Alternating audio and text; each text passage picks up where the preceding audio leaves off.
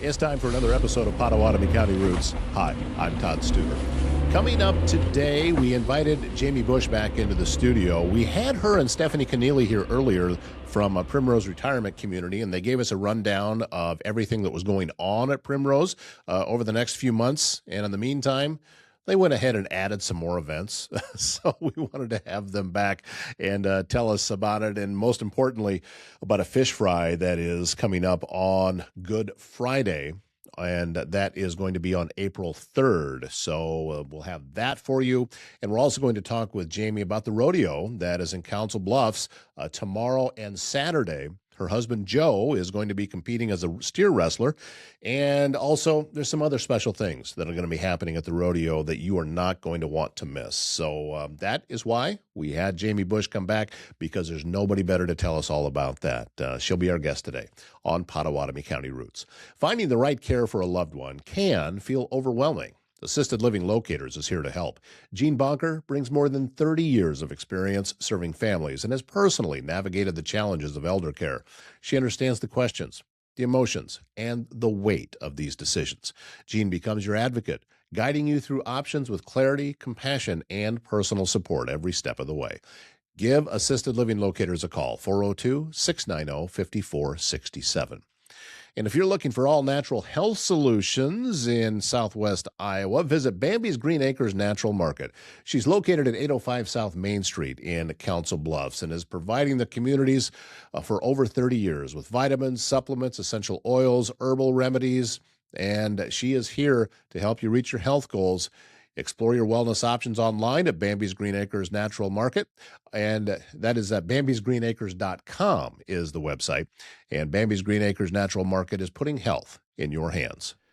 Jayme Busch from Primrose Retirement Center was here, well, really not that long ago, but you decided to add more to everything that's going on, and we wanted to be sure that we pass that information on to those who watch the show. So hey Jayme, nice to see you again. Yes, thanks. Yes, we have added a few things. Okay. The biggest thing we have an executive chef. At some point I'd love to bring her in. So our executive chef, Nisha, decided after we went to a fish fry in Neola with our residents that, hey, I want to do a fish fry. And I was like, when do you want to do said fish fry? And so we decided to do it on Good Friday. Okay. So April 3rd at Primrose. We're really excited for it. And our chef is really excited for it. It's one of the great parts about Primrose, having an executive chef and being able to present and do all the fun things. So 5 to 7 on April 3rd. And let's see, you have pollock, which is the correct fish for a fish fry. Yes. Chips, coleslaw, strawberry shortcake. What? Okay. Yeah. See, now you're now you're there. Hey, she made a lime poke cake yesterday for St. Patty's Day. What is that? It was good. I don't kind know. of like a Jell-O cake with a spin on it. Okay. Yeah, it was really good. Yeah, that sounds good too. Yeah. And then that Saturday is our egg hunt, which we've talked about. Yes. Yep. So that is also coming up. So make plans to be out at Primrose and help the residents celebrate and get some a great fish fry. Yeah. And it's going to be strawberry shortcake. You threw me right off my game. It'll be good. Yes. Kids, adults, family, whoever would like to come. So my family will be there. We'll be there. So Yeah.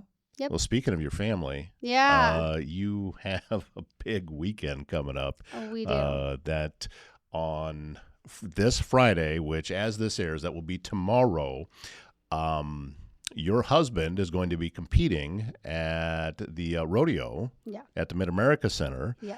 And not only that, but your father-in-law is also going to be honored. Yes. And this is a big thing. He doesn't know. Okay, well, if he won't watch this. Yeah. We have to show it to him. Right. So. Okay, well then just don't show it to him until after it's over. No, we won't. We'll show him after. Okay. So get your tickets and get out to the rodeo. Friday, by the way, is kids' night. So if you can, if you're going to go and you're going to have kids, for every general admission adult ticket, you can get a free kids ticket At the box office. At the box office for them to go in with you. So it's a way to save some money. Yes. Take the whole family to the rodeo. Yes. It's going to be great entertainment. And there's local cowboys to cheer on. Yes, Which I was thinking about this earlier. That could we get Joe back in? No, because Joe is what you would call the typical cowboy, and if the sun's up, he's working. Yes, very true. Yes, every day, all day. Right. So Joe will be steer wrestling. He's 6-man out so far. And then, yes, it will be my father-in-law that was on the podcast a month-ish ago, right. Bill, his 77th birthday on the same day. Okay. And our nephew's 3rd birthday on the same day.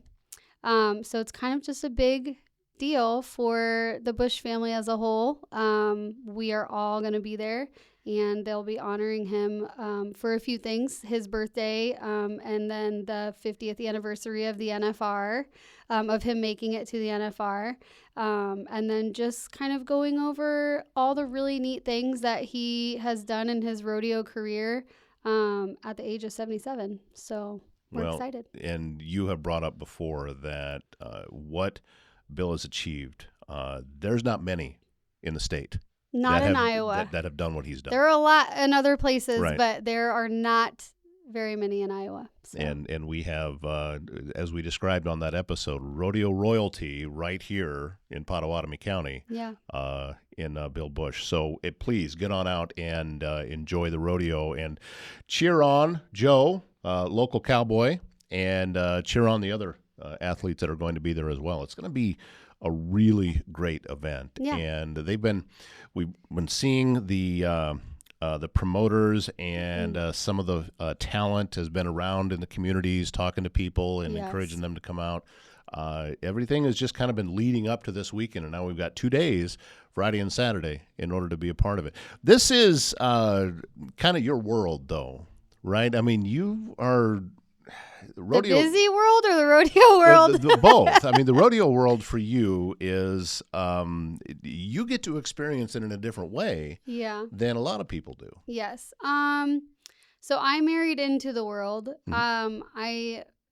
In my lives before that, I was still a little bit in that, but nothing like marrying into a rodeo family. And this is kind of the kickoff for us. So the rodeo season starts October 1st of the year last year. Right. And there are rodeos everywhere all the time. But for us and kind of here in the Midwest, these, the few that Big Bucks has put on is kind of that Winterfest.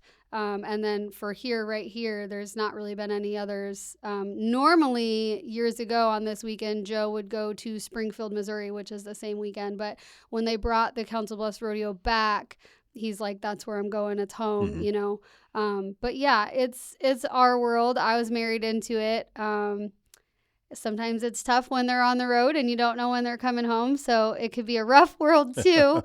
But we love it. And it's really nice to just be able to have the entire family, nieces, nephews, cousins, everybody be in one space, because when they're traveling to Oklahoma or, Kansas or anywhere, not within an hour, it's really hard to get the whole family there. So we're kind of living in the fun aspects of that right now and really excited for it. Well, and you also, let's give a few kudos to your daughter who's out there getting it done with softball, and she's been on the IR list for a little while, but and I know that's been really stressful for her, but true, because softball was your life for a while, and to be able to watch your daughter kind of pick that up and not just enjoy the game, but to excel the way that she has. She has, yes. Addie, for those of you that don't know, Addie will be 14 in May, and she plays for a traveling ball team, and she had a freak accident fall at school the second week of February, and she broke her ankle in 4 places. So we're on the recovery for that. She did get her cast off on Monday. but was a little bit bummed. She knew she was going to be in a boot, but didn't know that she was still non-weight bearing for like another week and a half, 2 weeks in said boot. And so she was a little bummed about that. And then we kind of got more of a time frame that we didn't have before. And they said like 14 weeks from the initial break, when originally they were kind of saying like 4 to 5 weeks in a cast and then 4 weeks in a boot. So we're kind of a little more beyond that. So she was pretty bummed on Monday, but we're just trying to stay positive. I do coach that team as well. I assistant coach that team. So we were in Kansas City this last weekend, in Shawnee in a tournament. And we have quite a few more tournaments coming up as well. So, and then we weren't going to let her play high school ball. It's kind of, I think you and I have talked a little bit about it. And then we decided, okay, we'll do high school ball. And so now we really she's going to need the reps for high school ball, but that's kind of what's really going to be kicking off because her ball team's already started the first week of February. But so we'll have that portion and then school ball kicking off as well if she ends up, following through with that and doing that. So it's been difficult. A lot of people are asking, why are we still going to tournaments when she can't play? And I'm like, well, she's still part of a team, and that's extremely important. And I still coach. So whether she's playing or not, I have a kind of a due diligence and a duty too. So, yeah. It's I just stand on the sidelines and just kind of watch what's going on. Yeah. And if there's anybody busier than me, it's you. So I can sit back and marvel at how you put all of this together because you have a full-time job that you love at Primrose and putting all of these events together and getting out and promoting this stuff. And then your husband's out on the rodeo. You have a daughter on a traveling team playing softball. You have other children as well. I do. that need and require your attention, which you happily give. So that's what I'm saying is that to be able to put all of that together and your hair is not turning gray. Oh, it is. That's the nice part about it being blonde. You just can't see it. But I guess the point to that whole long soliloquy is well done. You're holding it together and you're putting everything in place. And I mean, the last time that I talked to you, you were doing dinner for a bunch of people. So, it's just sitting down and relaxing is probably not in your wheelhouse right now.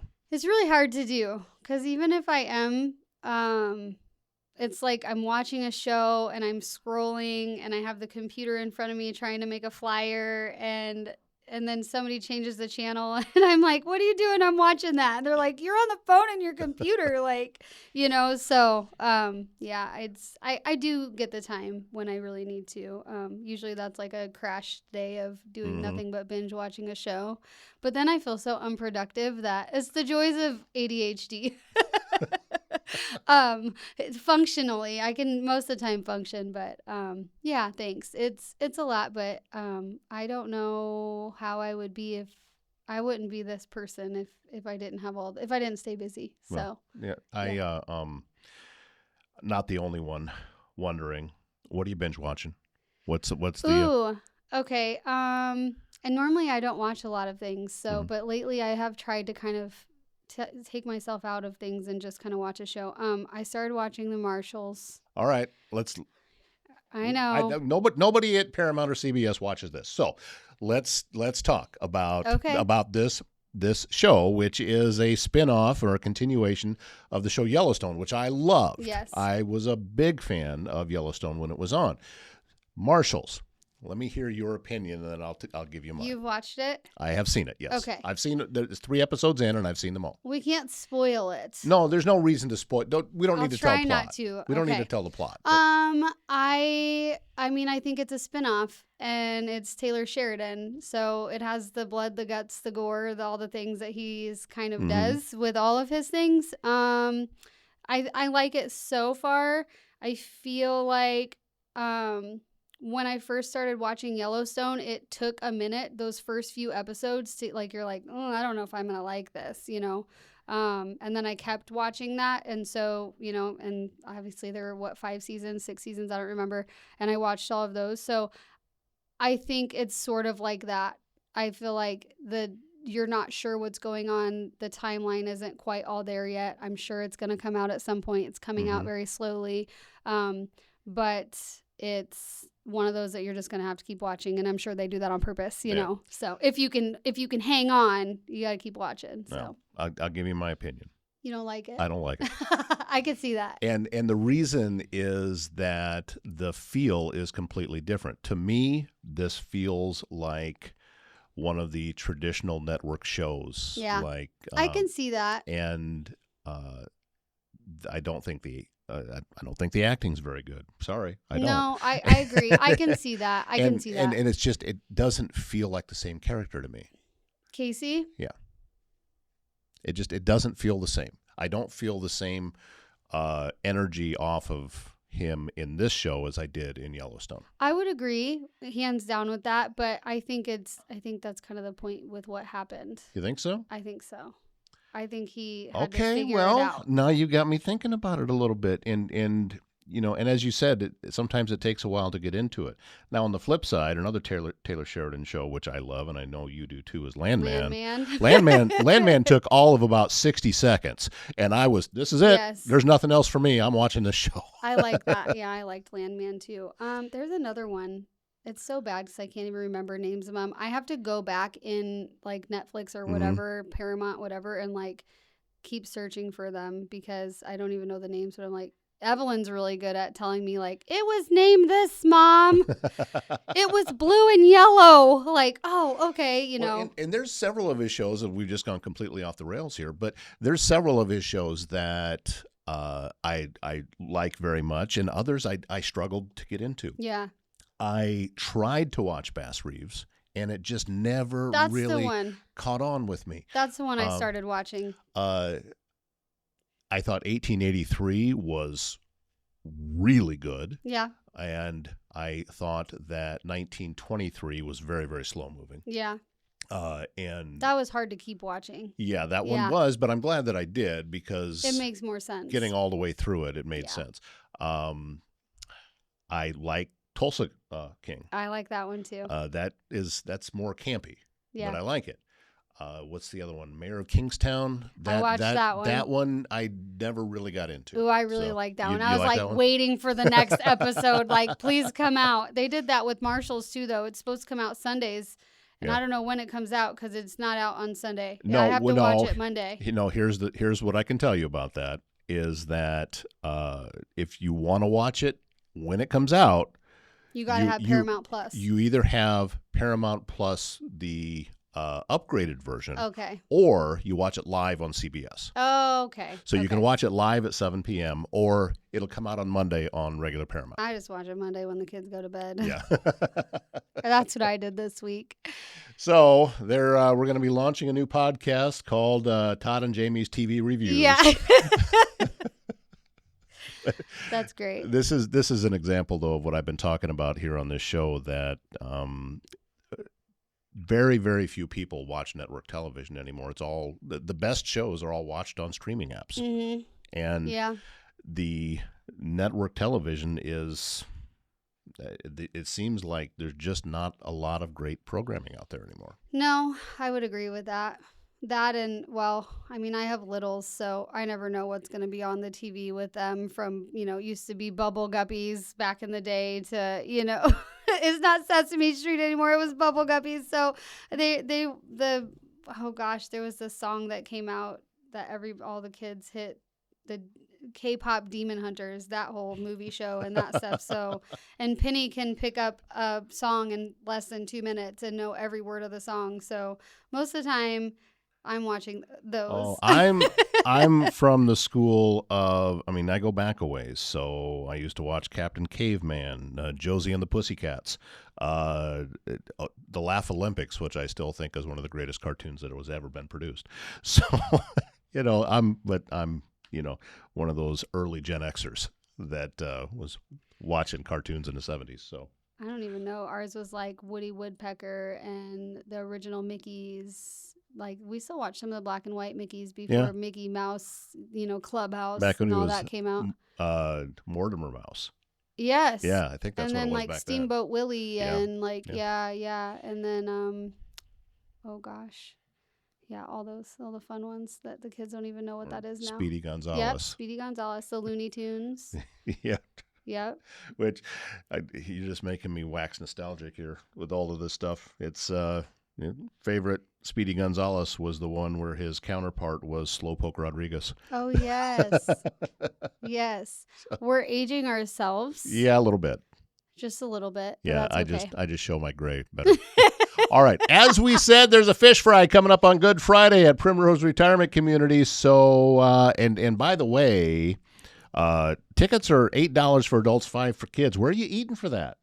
Seriously. Yeah. And it's a full meal. And again, that is going to be at Primrose, 1801 East Canesville in Council Bluffs. Thanks, Jayme. Thank you. Appreciate you coming in. Yeah. And we'll catch up again real soon and cheer for Joe this Friday. Woohoo. If you have a leak, a clogged drain, or if you're planning a big remodel, Waldstein Plumbing has you covered with fast, reliable service and expert craftsmanship, handling everything from small repairs to major installations. They're locally owned and trusted and take pride in doing the job right the first time. Residential or commercial, big or small, when plumbing problems strike, give them a call at waldsteinplumbing.com. And Service Master Restored by Schmader knows it's hard to get back to normal when you've suffered serious property damage due to flooding, fire, or smoke that can also lead to mold. And it leaves you with all sorts of questions. How are you getting things back to normal? Here's how. You give Cindy Schmader a call. She can restore your space with quality commercial and residential restoration services all across Southwest Iowa. Call 402-339-9911. Thanks again, Jayme Busch. Looking forward to seeing Joe compete at the rodeo. He's going to be on Friday, as Jayme mentioned, and there's going to be lots of fun at the Council Bluffs PRCA Rodeo, both Friday and Saturday at the Mid-America Center. That wraps up today's show. My name's Todd Studer. We'll see you back here tomorrow morning.